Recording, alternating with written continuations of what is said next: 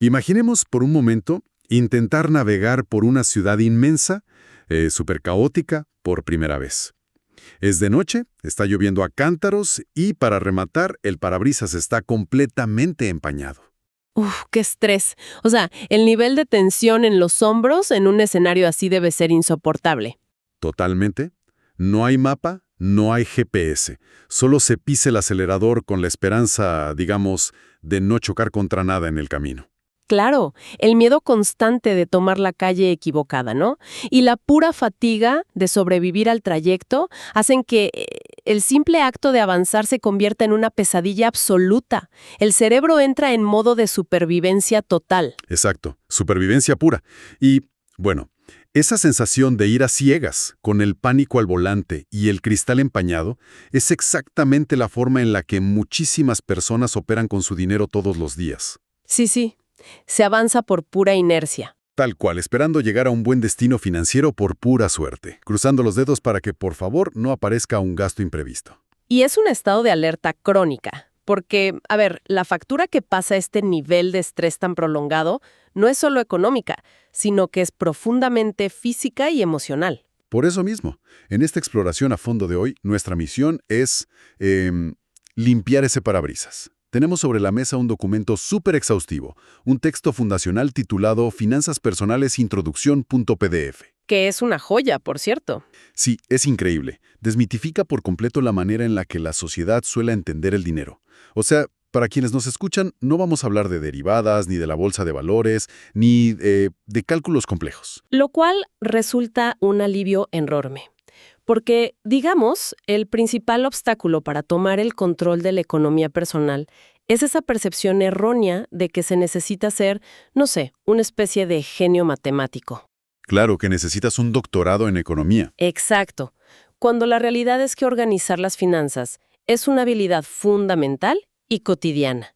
Es tan básica hoy en día para desenvolverse en el mundo moderno como saber leer o cocinar los propios alimentos. Bueno, vamos a detenernos ahí un segundo, porque a mí me gusta ver este mito inicial con una analogía. Pensar que se requiere ser un corredor de Wall Street para armar un presupuesto personal es como creer que se necesita tener una estrella Michelin para poder prepararse la cena en casa. Me encanta esa analogía. Son ligas completamente distintas. Claro, pero hay un sector enorme de la población que piensa, apenas llego a fin de mes, ¿para qué voy a educarme en finanzas si no tengo capital para invertir? Sí, esa barrera mental enorme. La idea de que esto es un lujo reservado solo para quienes ya tienen las cuentas llenas. Y mira, esa es una de las trampas cognitivas más peligrosas que existen. ¿Por qué lo dices? Porque el aprendizaje financiero es, primordialmente, para quien se ve en la necesidad de usar la tarjeta de crédito para pagar el supermercado. Es para quien cobra su sueldo y a los 5 días siente que la plata simplemente se evaporó. Como si hubiera un agujero en el bolsillo. Tal cual. Cuando los recursos son limitados, el margen de error es mínimo. Por lo tanto, saber administrar $100 o pesos o la moneda que sea es muchísimo más crítico que saber administrar 1.000.000. De hecho, hay una afirmación central en estos apuntes que invita a reflexionar un montón. El texto dice, categóricamente, que cada día sin educación financiera es un día de retroceso económico. Una frase muy potente. Muy potente. Pero, entonces, ¿qué significa todo esto? Planteo una duda lógica. Si alguien tiene la suerte de ganar un sueldo excelente, un ingreso alto, ¿de verdad la falta de organización lo hace retroceder diariamente? Lo fascinante aquí es que el ingreso alto actúa como un espejismo. A ver, explícame eso. Existe un fenómeno muy bien documentado, conocido como la ley de Parkinson. Básicamente sugiere que los gastos siempre se expanden hasta igualar los ingresos disponibles. O sea, ganas más, gastas más. Exactamente. Sin un sistema de gestión, un sueldo excelente desaparece rapidísimo. Se filtra en acumulación de deudas innecesarias, inflación del estilo de vida, gastos impulsivos. Claro, el famoso me lo merezco. Sí, el para eso trabajo. Y lo más grave es que un alto ingreso sin fondos de emergencia es un castillo de naipes. Un problema médico o perder el empleo borran años de progreso. El dinero mal gestionado se esfuma, sin importar cuánto entre. Lo cual nos lleva, creo yo, a la verdadera meta de todo esto. El objetivo no es amasar fortunas para comprar yates. El verdadero beneficio, según el documento, es algo mucho más silencioso. Es la paz mental. Totalmente. La paz mental reduce el estrés, aumenta la claridad y permite sobre todo anticiparse a los problemas. Es ver las cosas venir, en lugar de reaccionar con pánico. Suena súper lógico, casi sentido común. Pero, si el concepto básico de cuidar el dinero es tan lógico, ¿por qué cuesta tantísimo aplicarlo? Ah, la gran pregunta. Es que, si todos sabemos que hay que comer sano y hacer ejercicio, ¿por qué las clínicas están llenas? El documento nos lleva a explorar la raíz, y resulta que el enemigo principal es invisible. Nuestras creencias limitantes. Sí, la psicología y el entorno. Nuestra relación con el dinero se construye desde que somos niños. El cerebro absorbe todo. Escuchamos frases como «la plata no alcanza» o «eso es solo para ricos». Claro, y esos comentarios casuales se vuelven muros invisibles, ¿no? Exacto. Determinan cómo actuamos de adultos. Y aquí la fuente nos presenta una dicotomía clave: la mentalidad de escasez versus la de abundancia. La escasez se basa en el miedo, la culpa al gastar. Bueno, vamos a desempacar esto de la abundancia, porque plantea un contraargumento válido. ¿No resulta un poco tóxico decirle a alguien que apenas llega a fin de mes que simplemente debe pensar en la abundancia? Suena a pensamiento mágico. Esto plantea una pregunta importantísima. Y es un escepticismo necesario. Pero la fuente es explícita. La abundancia no es pensamiento mágico. No es sentarse a visualizar que la plata cae del cielo, ni ser ingenuo. Entonces, ¿qué es exactamente? Es dejar de tomar decisiones financieras impulsadas por el pánico. La escasez te nubla la mente. Hace que tomes el primer préstamo usurero que encuentras porque estás desesperado. Ajá, te secuestra el cerebro. Exacto. La mentalidad de abundancia es confiar en tus propios recursos internos, en tus habilidades, en tu creatividad, para generar soluciones en lugar de buscar excusas. Ya veo, es ver el dinero como una herramienta. Y, de hecho, el texto da un método de 4 pasos súper concreto para reprogramar estas creencias. El primero es detectarlas, o sea, escuchar el propio diálogo interno. Sí, prestar atención a lo que te dices a ti mismo. Y el segundo paso es escribirlas, sacarlas de la cabeza y ponerlas en papel. Lo cual nos lleva al tercero, que para mí es el más duro. Desafiarlas. Preguntarse, ¿son 100% ciertas? Si piensas nunca voy a salir de deudas, tienes que ser tu propio abogado y cuestionarlo. Tal cual. Romper ese absolutismo. Y el cuarto paso es reemplazarlas con frases potenciadoras.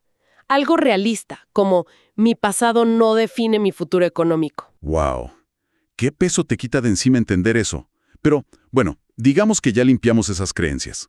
Llega el momento de actuar, y aquí es donde se pone realmente interesante, porque la fuente advierte sobre una trampa gigantesca: depender de la motivación. Uy, sí. La trampa de la motivación. No contesta el teléfono. Exacto. Te deja tirado. En cambio, los hábitos y los sistemas son como ese carrito de carga que compraste el día anterior. Siempre está ahí para hacer el trabajo pesado cuando ya no tienes energía. Si conectamos esto con el panorama general, ilustra perfectamente el punto. La motivación es efímera, se agota rápido ante cualquier imprevisto. Lo que transforma todo es la disciplina. Pero ojo, que la palabra disciplina tiene mala fama, suena a castigo. Claro, suena a régimen militar, pero la fuente nos pide verla como un autocuidado estructurado. Esperar estar motivado para revisar las cuentas es como esperar que todos los días haga un clima perfecto. No va a pasar. Imposible. Por eso, alguien con inteligencia financiera no vive reaccionando, actúa con propósito. Se recomiendan sistemas, rutinas predefinidas, por ejemplo, automatizar el ahorro, separar un porcentaje fijo apenas entre el sueldo, sin siquiera pensarlo. Y hay una cita directa de la fuente que me pareció memorable sobre la consistencia. Dice, es mejor ahorrar $1 por día durante un año que ahorrar $100 una sola vez y olvidarte. Es que la consistencia mata a la intensidad. Esa cita refleja que el objetivo inicial de ahorrar $1 al día no es el retorno financiero, es el cambio de comportamiento. Estás construyendo un hábito. Y para cerrar esa brecha entre la teoría y la práctica, la fuente nos da un mapa de ruta sobre qué hacer literal hoy mismo. Hábitos de acción inmediata. Sí, por ejemplo, anotar los gastos por 7 días seguidos. Pero hacen mucho énfasis en que sea sin juzgarse, solo para observar patrones. ¿Por qué es tan importante no juzgarse al principio? Porque la autocrítica genera rechazo. Si te sientes culpable por cada café que compras, vas a dejar de anotar. La idea es solo observar, ser un científico de tu propia billetera. Recolectar datos. Qué buen enfoque. Otro hábito es revisar la cuenta bancaria los domingos, con calma, tomándote un café, y establecer un día de revisión mensual de solo 20 minutos. Y no olvidemos el diario de avances. Anotar las pequeñas victorias o usar las afirmaciones que mencionamos antes, como no tengo que hacerlo perfecto, solo tengo que ser constante. Sirven como anclas emocionales. Totalmente. Ahora, mirando la biblioteca esencial que recomiendan para distintas etapas, hay un detalle que me llamó muchísimo la atención. ¿Cuál? Recomiendan Padre Rico, Padre Pobre para mentalidad, a Dave Ramsey para organización y a Bogle para invertir. Pero también incluyen libros como Hábitos Atómicos o Mindset, libros que, estrictamente hablando, ni siquiera son de finanzas. Exacto. Son de psicología del comportamiento. Y esto demuestra una verdad absoluta. El éxito económico personal depende un 80% del comportamiento y solo un 20% de las matemáticas. Increíble. O sea, sumar y restar lo sabe hacer cualquiera, pero controlar los impulsos es otra historia. Totalmente. Subraya que el aprendizaje financiero es, al final del día, una parte integral del desarrollo personal. No puedes separar tu dinero de tus emociones. Lo cual nos lleva a preguntarnos por qué es vital integrar todo esto en nuestra vida. Bueno, porque dominar estas herramientas nos permite dejar de ver el dinero como una fuente de estrés constante. Se convierte en un aliado. Exacto, te brinda opciones, libertad, control sobre tu propio tiempo. Y no importa si empiezas con mucho o apartando $100 o pesos a la semana. Lo que importa es la dirección que tomas. La dirección siempre es más importante que la velocidad. Tal cual. Y bueno, ya entendimos que nuestras creencias financieras limitantes suelen ser heredadas, ¿no?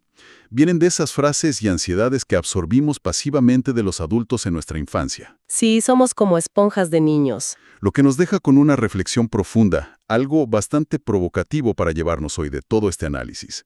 Si nuestros hábitos económicos son el reflejo de lo que vimos de niños, ¿qué lecciones silenciosas sobre el dinero le estamos transmitiendo a la próxima generación en este preciso instante?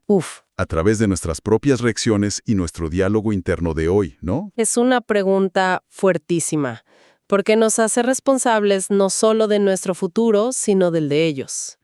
Exactamente. Muchísimo en qué pensar. Gracias por acompañarnos en esta exploración a fondo y hasta la próxima.